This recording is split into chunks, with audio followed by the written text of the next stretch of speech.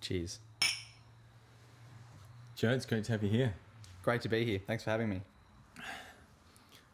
So I was having a morning tea with a lovely Christian couple just 2 days ago, and the lady was telling me about her conversion story, and it was one that I was familiar with. There was a Hillsong experience. There was the music playing, and she had a profound moment of an encounter with Christ and gave us her life to Jesus. And I'm not saying that's in any way bad or making a value judgment, but it reminded me of the difference of a story.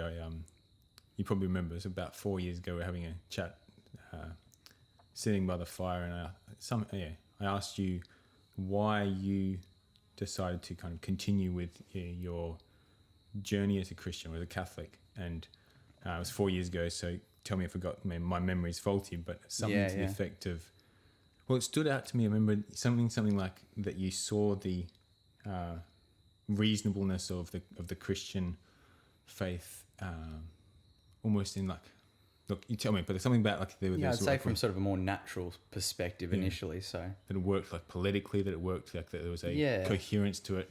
Like it was a very intellectual answer, and I'd love, I don't know, if you I'll try and expand on that a bit. So obviously any conversion to faith is wonderful, but I'm glad that mine wasn't at a Hillsong concert, I suppose. But in another way, it would be nice if it was quicker, I suppose, than my sort of coming to full I was baptized as a baby, but it took me sort of a long time through my teenage years to really accept the faith and make it my own. And like you brought up, that sort of began for me with a more natural and sort of secular approach to the Christian religion, because I just, when I was a teenager, didn't have a strong and stark sense of its truth. I even would have considered myself an atheist at a certain point, and then sort of just loosely Christian, but not really strongly Catholic or anything. Although, my family was more or less practicing the faith. But yeah, like you brought up, it was sort of more on a natural, almost political perspective, looking at the world around me and seeing that it's sort of falling into chaos. And I think that's something that everyone can relate to, whether you're, a secular atheist liberal or a far-right conservative sort of person. I think everyone realises that there's something wrong with the world, and that's sort of what Christianity gives an answer to. Okay. And so... How?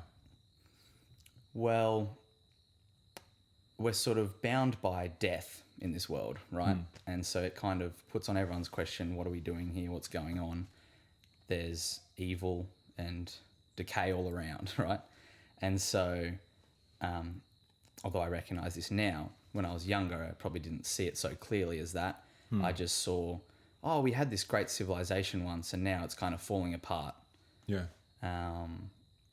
And what's seeing a connection between the decline of civilization, the decline of religiosity, or more specifically the decline of Christianity? And specifically Christianity, because obviously, being an Australian, a Western country, thinking, this was once a great nation, and all of sort of the Western civilization has been great, and now it's sort of going down the drain. Yeah. So to save it, we kind of need to return to these traditional values, and at that point, I wasn't really strong. I didn't strongly believe the Christian faith, I suppose, in and of itself for its truth, but more for its utility, thinking that when people believe this, society functioned properly.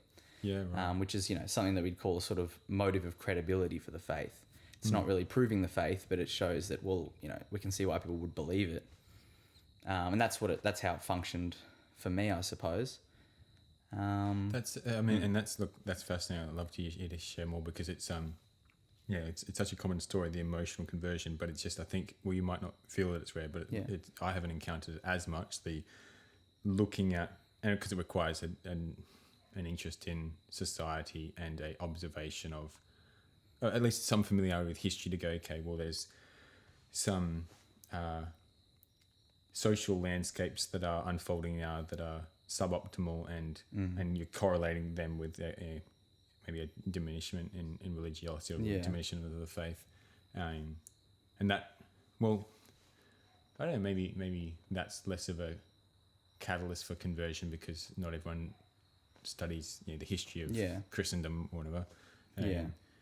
But it's interesting that you've, like, I guess any intellectual conversion, and I'm not saying it was just intellectual, but that seemed to be something of the initial catalyst, is interesting only because, or for many reasons, but one reason that's interesting is because many people view religion and particularly Christianity as something that runs contrary to reason and rationality. Like, if you're clever, you're a scientist, and if you're superstitious, you're religious, and so to have an intellectual conversion sounds to a secular person like an oxymoron. When it's not even just one of the conversion pathways. Like, I'm pretty confident that the Catholic teaching is that it's the pathway of conversion, in the sense of faith is an intellectual act. It obviously involves love. It involves the will, moving the faith to accept what is actually reasonable. Yeah. It's not just a blind feeling or sense that comes from within, because why would we trust that? Why would we trust our own sort of feelings? There's no a motive of credibility there necessarily, because any sort of demonic force could be influencing any sort of feeling, any sort of emotions or manipulation of the senses. But it's actually looking at the reasonable circumstances around you and going, well, this actually is this is a worldview that makes sense. It's actually looking like it makes the most sense. And then the final act of faith obviously being taking it for truth because God says so. Yeah. And because the religion's been revealed to us, and we trust that, God can't be deceived or cannot be deceived or deceive. So we have to trust him. So, but of course that sort of was happening for me over a period of years, I would say. Yeah. Where, these motives of credibility and seeing the Catholic Church as the revealed religion just takes time and happens slowly. And I'd say, it began with looking at the sort of political landscape and just what sort of positive benefits Christianity's had in society historically, and then applying that on a more of an individual level. So, you can't compel other people to act in a certain way if you're not prepared to do it yourself in a sort of and this is the growth in virtue that accompanies growth in truth. Like, I mean, I've always been fascinated and love the story of St. Augustine's conversion. And you see this back and forth where he's sort of coming to a greater knowledge of the truth at the same time as he's growing in virtue, and he's kind of like, one's holding back the other. He's either falling into some ridiculous error or some ridiculous sin, and one's holding him back from getting further in the other. And that's really the story of, I think, all of us. Even that, do consider ourselves to have accepted the faith fully. It's, life of progress in virtue. And with that's interesting. Then, so in your case, like, maybe if you had more of an ignorance of history, or you lived under a rock, so you were just oblivious to the corruption, the collapse of, let's say, morals and society more broadly, then ignorance of the modern day problems or the historic high points. There's almost like both of them are necessary as a preconditional point of departure for a catalyzing faith. Would so there's that prevenient grace of God, I suppose, where he's preparing the person for their conversion. And so that was the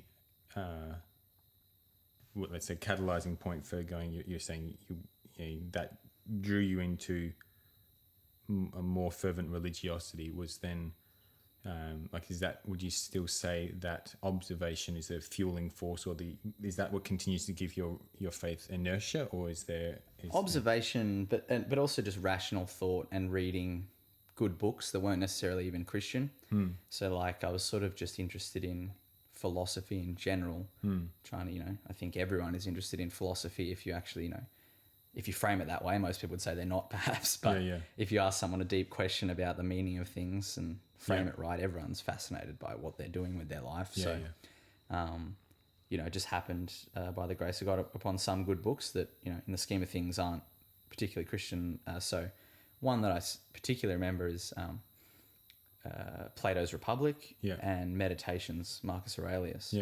And so you got this sort of Stoic philosophy in the Meditations that at the time, as a young teenage boy, sort of struggle, trying to become a man. I'm like, this is great philosophy. You should, ignore sort of certain feelings and senses and pleasures and just do what's reasonable and right. The problem, of course, with it is it doesn't really actually give you a positive sense of what is right Yeah. and what is needed. It just points you to, ignore these things that are, bringing you down to the lower level of an animal Yeah. and pursue what man ought to do, the higher activities. Okay, well, what actually is that? So all these things provoke deeper thoughts, Yeah. and build some sort of ground of natural virtue to continue actually learning the fullness of the truth Yeah. from. And so, it began with that sort of natural philosophy. And then I mentioned also Plato, his idea of, positing the challenge of where the idea of justice comes from. Yeah. Like if things are, how does he talk about it? Whether justice is just basically a social agreement between humans to say that, well, if I steal from you, then you're going to steal from me. Yeah. And it's just better if we don't steal from each other. Yeah. There's scenarios where I might steal from you and it'll be beneficial for me, but on the whole, we should all just agree not to. But then if you can conceive of a scenario where you could just get away with doing the wrong thing, Yeah. why wouldn't you? Yeah. And there's no real justification for not doing wrong in those scenarios when Yeah. clearly I think we all have a sense of, I know we all have a sense of what's right and wrong Yeah. as an absolute thing, not just a social agreement. And so I was, much more falling on that side of the argument when I was reading that as actually making a coherent sense. Yeah, I love that part of it because he's like, okay, well, if you've got this magic ring that makes you invisible, you can get away with it. And he's essentially arguing that, he's arguing against the justification of virtues being, oh, well, we're only honest because we like to have good opinions. Like, no, actually, there's a deeper reason that the reason why justice is justifiable is not because the reputation that it gives you, but because what it does to your very soul. And so it's a very kind of Christian argument that was easy to kind of draw Christian truths out of that. Virtue is for its own sake and irrespective of the outcome of opinions. In the words of Tennyson, if right is right, then to follow right is wisdom and scorn of consequence. I'm reminded of the parable Christ says, build a house on firm foundations, not on sand, build it on rock. And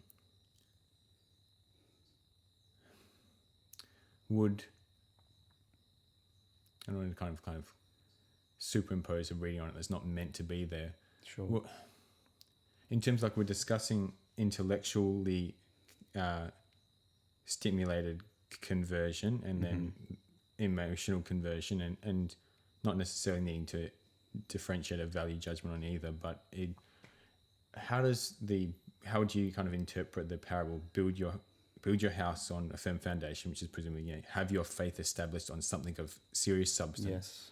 And does that bear any relevancy on the conversation of some people have emotional conversions, some people have intellectual conversions, some people have a combination of the both? Is what Christ's talking about with the foundation being firm in any way pertain to this discussion of what led to your conversion? Or is it more... There's a lot in that comes to mind, I suppose. This one might sound a little harsh in some sense because it sounds like I'm making my sort of conversion experience the only one plausible. Maybe it is, but it's the only way. But there is a sense in which the intellect and the will have to be involved in everyone's conversion. So if it's just an interior sense and there's no actual intellectual understanding of what you're assenting to, just a feeling of religion, it ends up just falling into the doctrine of the modernists, which Pius X condemned with this principle of vital immanence, where faith is something that comes out of ourselves and doesn't come from God to us. And I'm sort of reading through Pascendi Dominici Gregis at the moment, and it's quite complex. I probably couldn't get into a deep discussion of it now, but that's sort of an idea that I have picked up on is, that at the time, the problem of the modernists, which to a greater or lesser extent is probably still present in the church, is that idea that, that Catholic religion isn't a revealed one, but one that comes from our own senses, so it has to be an intellectual assent to something exterior, a revelation to us. So that has to be present really in a Catholic conversion. The parable you brought up, it makes me think of whether I should know how closely related these two are in Scripture, but the other parable of counting the cost of a tower before you Yeah, build it, or yeah. before waging a war, Yeah. is actually understanding the faith that Yeah. you're assenting to, and that's why we have such a rigorous program of actually teaching the catechism Yeah. to catechumens, because you can't just assent to a feeling. It has to be a solid idea. And so, coming back to sort of my experience, even at this point, reading this philosophy and sort of maybe loosely describing myself as a Christian, it's still not really a point of conversion. Yeah. It's sort of grappling with the ideas and sort of in the process of building that foundation and counting the cost. Yeah. Yeah. Realizing that the cost is quite high, but Yeah. nonetheless, you can't ignore the truth when it's in front of you. Yeah. And so I suppose at that time I was sort of grappling with a very popular figure, Jordan Peterson. A lot of people have heard of him and his ideas, which influenced me to a greater or lesser extent, especially at that time. But his sort of error is essentially that he will call Christianity true, but the sense he means it is that sort of inward, vital, immanent sort of truth, where it's like the interior life, the kind of moral truths of religion aren't necessarily less true than the material world, Right. but they're still just kind of ideas that sort of describe, things in reality, but aren't actually, he struggles with the question of, do you believe that, Christ was literally crucified, buried, descended to hell and resurrected, because he views it more as sort of a myth that explains reality maybe better than material things, sure, but not necessarily as the very foundation of reality itself and the cause of our existence. So it's a good explanation rather than a definition of something that's absolutely true, which can only be made by faith. We can't, that's I think we were talking about earlier, that sort of Nestorianism, where you think that by our own human strength and reason we can just know the truth. It's God that infuses the virtue of faith. Coming back to kind of I want to criticize my own question and like okay, well, what's more congruent with meeting the implicit message of the parable, build your house on solid foundations, and I pose the question as intellectual or emotional, and I think the question is kind of, as you've discussed your answer, kind of it's apparent to me that the question's wrong, because and tell me what you make of this, that the point of departure is for the conversion is less relevant than the reason why it continues. And what do I mean by that? I'll explain by the analogy, and it's obviously an analogy, it falls short, but a human relationship. Let's give the example of a romantic one, that you might have a highly emotionally founded cause for your attraction and interest and infatuation with the other person, that's maybe you stood up by a whole lot of oxytocin and you're feeling kind of a lot of emotions, and that's not bad in any way. But if the relationship, if your attraction doesn't mature to an assent of your will towards the good of the other person, and you actually, with the movement of your will their good even above your own, then if it's staying at that emotional state, then that's a very immature relationship. If your only desire to be with the other person is because of how they make you feel, it's staying at that base level of just attraction. If it can mature past that to, you don't even make me feel good a lot of the time because you kind of can be quite critical or whatever, but I love you all the same, then it's risen to that level of the will. And so maybe we could say that whether your conversion starts from reading philosophy, like Augustine in his Confessions talks about reading Cicero's works on philosophy. Augustine fell in love with wisdom through Cicero, which led him to God. And maybe we could, and tell me what you make of it, whether you convert to Christianity or Catholicism because of an intellectual conversion or an emotional conversion. It's really, what caused it might be less important, and more what sustains it is maybe more important. Are you still just being faithful because when you pray it feels good, or you being faithful now because you feel nothing in prayer, but you're still committing your will, your intellect, your whole soul, your being a person to God, even when your life looks like Job. And maybe be like, okay, well, where is it at now is maybe the more important question, and then what cause it. And that, because like you can also, Of course, yeah. you can fall in love with someone for the wrong reason, but then actually end up going to have a beautiful But it's the relationship. choice, and it's a good analogy, I think, especially on the love and the willing side. Yeah. Because, a modern era with relationships is that it is based on those attractions and not actually a choice to love someone. Yeah. In the same way that the will has to move the intellect to actually love the truth, to accept it. If then someone's like, okay, someone's listening to this conversation going, I've definitely had that emotional, the emotional conversion. I'm feeling God's love. Yeah. But I don't think the intellect's come on board. Like I don't know arguments for why God. Like I'm not familiar with. Yeah, sure. But Any philosophy, any theology. Like I have the feelings. Yeah, I love God. I feel His love. I love Him. I feel like He loves me. I've read the Bible, but my faith feels very based on emotions. My question is what, and if someone might be concerned that their faith is only sustained by the emotions that it gives them. Yeah. What advice would you give to somebody who's like, oh man, my faith is pretty darn reliant upon the emotions that I feel. Yeah. And that might be precarious because, well, that is. I suppose there's two things that I think of. First is that I don't want it to come across as if like I think the intellect is more important, like it's maybe sounding a little bit that way, but obviously the whole thing is guided by the gospel maxim that of faith, hope and charity. Yeah. Charity's the greatest, and that's, what's sort of the cause and principle of everything.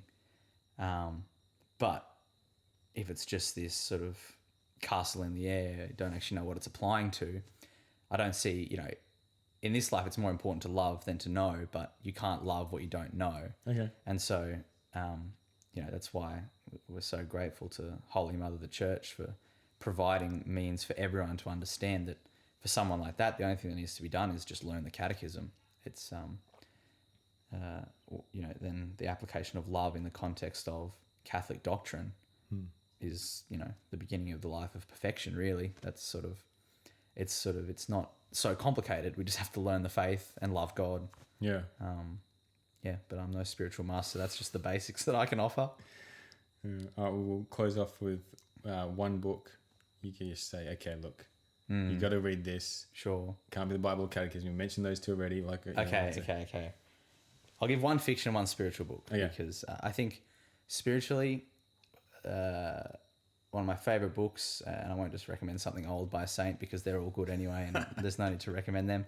The Fire Within by Father Thomas Dubai, and it's on Saint Teresa of Avila and Saint John of the Cross and their sort of doctrine on prayer and how it's basically just sort of a summary of the gospel and how to live the gospel. It's an excellent book. And fiction, I would say it's probably my favorite fiction book, The Idiot by Dostoevsky. Okay. Such an enjoyable read, and it's just about a simple man who's, in a certain sense Christ-like, but too innocent for the world around him, and it sort of shows how that plays out. And it's just a beautiful book. All right. Yeah. Awesome. Thanks, Joe. Thanks Wonderful. for your time. Thanks so much for having me. It's great.